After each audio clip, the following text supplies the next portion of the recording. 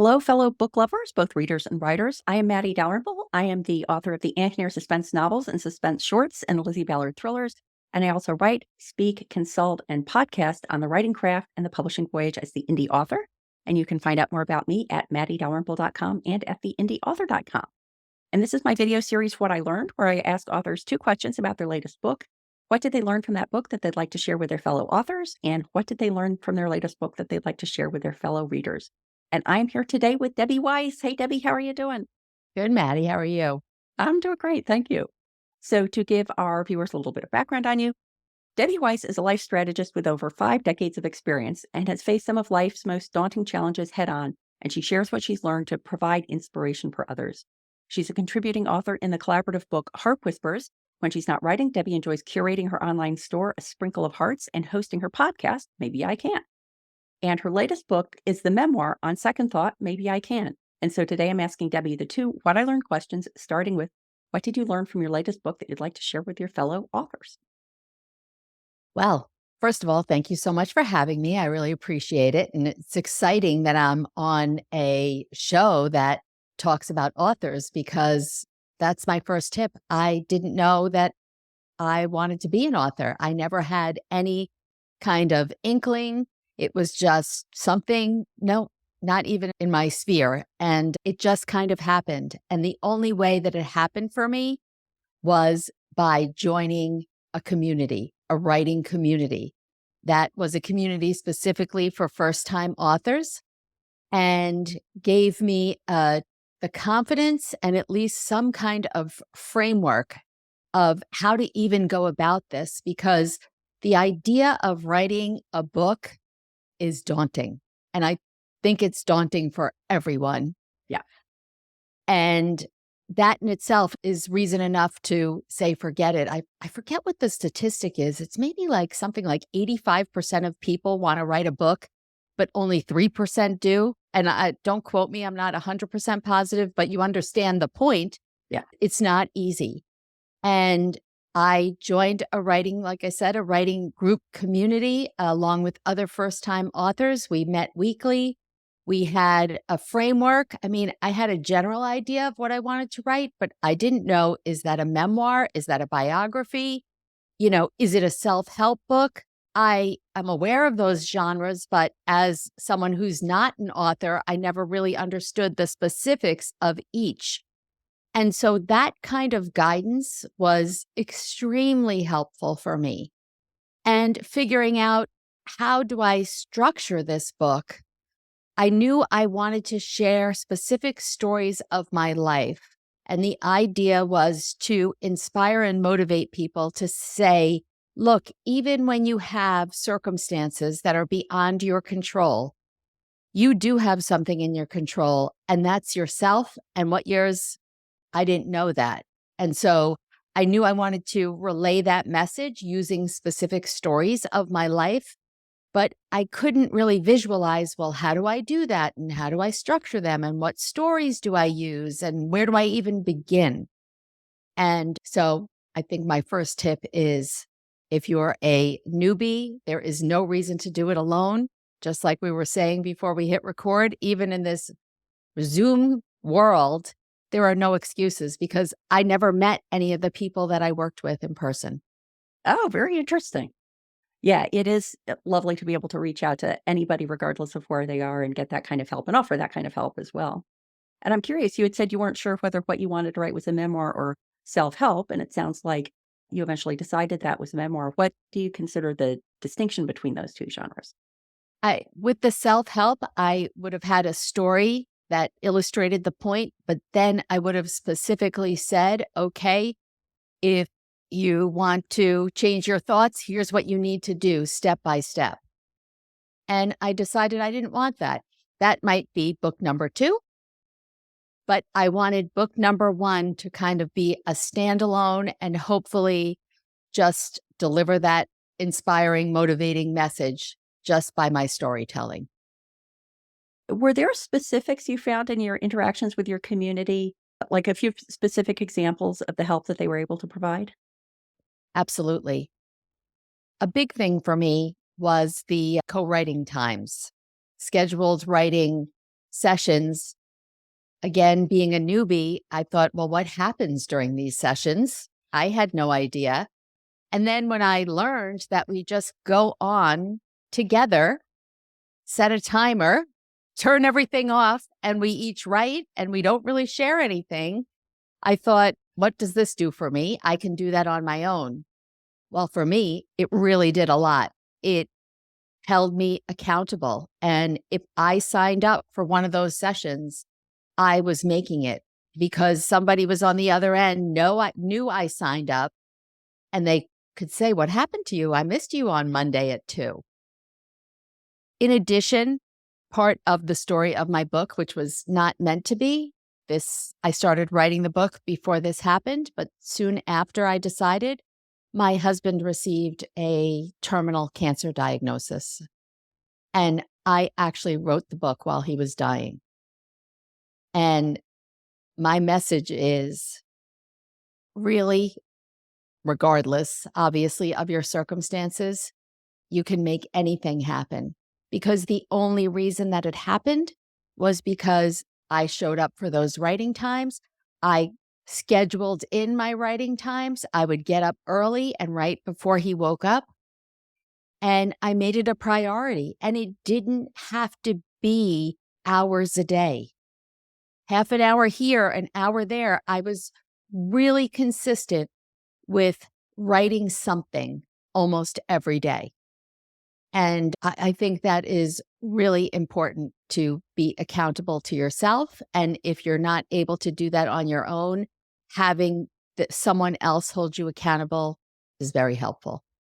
Yeah, I'll second that about the writing sprints, because I do that too. 12:30 every day except Friday. I'm on Zoom with a couple of close writer friends, and just having that time. For me, the real benefit is timing, because at 12:30, I know regardless of what else is going on, I need to switch from admin or publishing work or social media posts or whatever I'm doing and switch over to writing, which has been invaluable. And I also was sort of skeptical. I'm like, really?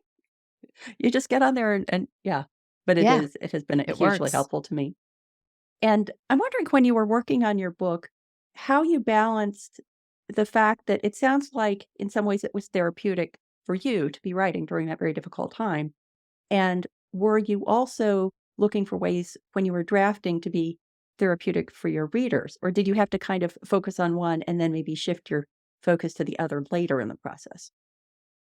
Yeah, it was therapeutic. I was unsure if this was the right time to really embark on this journey because I was at the very beginning when we got the diagnosis. And my therapist actually said to me, because I asked her, I must be crazy. This is all new to me. Everything was new to me. And she said, just give yourself grace. And if you aren't able to do it one day, well, then that's okay. And I had mapped out the stories that I wanted to tell, so they were unrelated to my husband's diagnosis. Of course, I added that at the end. And it was therapeutic in the sense that it gave me an escape from what I was dealing with in reality. So for that hour or whatever time I allocated, I went into the world of my story, whether that was a story about me when I was 6 or 15 or 35. I was really able to forget about what was happening currently and take myself back to that place. And it was therapeutic to have that time away for myself. And it was also extremely therapeutic having to tap into those feelings of me at those ages and be able to share that with the reader. So it was therapeutic in many ways. And have you had a chance to talk with readers of your book and find out what kind of I guess I'm kind of leading us into the second part of the conversation, which is, what did you learn from your book that you'd like to share with your fellow readers? What kind of feedback are you getting from readers about their response to your work? It's been wonderful. I've been told that it's very relatable, and obviously what my struggles are not exactly the same as anybody else's. And I was concerned that if you as the reader didn't struggle with some of the things that I did, weight, self-esteem, infertility, just a myriad of mental illness, families, mental illness, you wouldn't be able to relate. And luckily, that's not the case because we all struggle. That's what life is. We all have challenges. And just, hearing someone else's challenge does make you think, oh, yeah, that is the same as when I had such and such a challenge. So I'm extremely pleased to be getting that response. In addition, I have to say, I was very worried. I was worried because, as I mentioned earlier, I don't consider myself an author. I'm a numbers girl. Like, I have a degree in accounting. We don't write papers when we talked about accounting. And so I was very concerned that it wouldn't be good enough in the sense that my sentences, I have no training. Of course, during the editing process and even in the final, I thought, oh my goodness, I could have done that better. And I'm starting to see things, but I didn't have that. And to get over that fear, I really had to tap into what books do I like to read?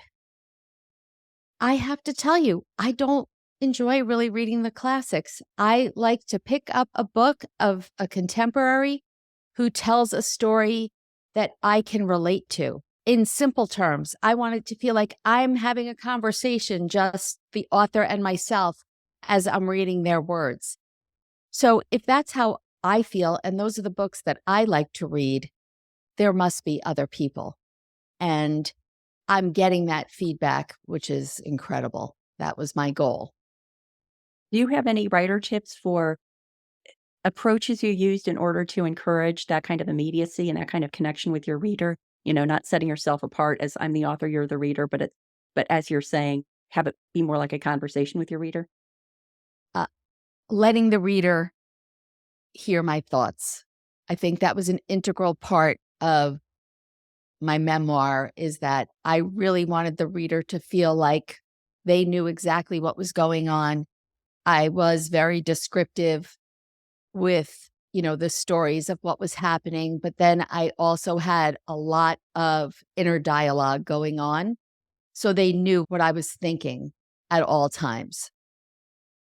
It does sound as if a key is enabling yourself to be vulnerable enough to open up with those stories, especially in a memoir. I Was that difficult for you? Easy for you? How did you approach that need to be vulnerable with your readers? So when I was a little girl, my mother used to tell me, Debbie, you don't have to tell everybody everything. She would Yes, be I like, do. some things you just don't need to share. And so I've always been an open book. But I have to tell you a few different things. One, when I outlined the stories, I left out an area of my life that I had not really shared with anyone. Was something I was extremely embarrassed about. And it was not in my original outline as one of the stories I was going to tell. And one day, I think it was actually after I meditated, just something came to me. I have to share it because if I'm being fully transparent and vulnerable, if I don't tell this story, there could be people out there who, had trouble with the same thing, and it was a money-related issue, who have trouble with money, who aren't going to be helped because I was scared to share. So it's in the book. It was scary. And I have to say, when I'm sitting alone writing, and even though I know the ultimate goal is that people are going to read these stories, it just doesn't feel real. I recorded my book as an audiobook. And at the recording, I was in a studio where I could not see the two guys who were, the sound technicians.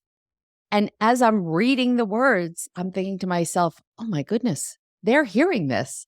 And when I opened the door How and they were funny. standing right there, I'm thinking, I just told these men my inner thoughts, and it feels very strange. And I think that was the first time that I realized, oh man, I'm putting it all out there.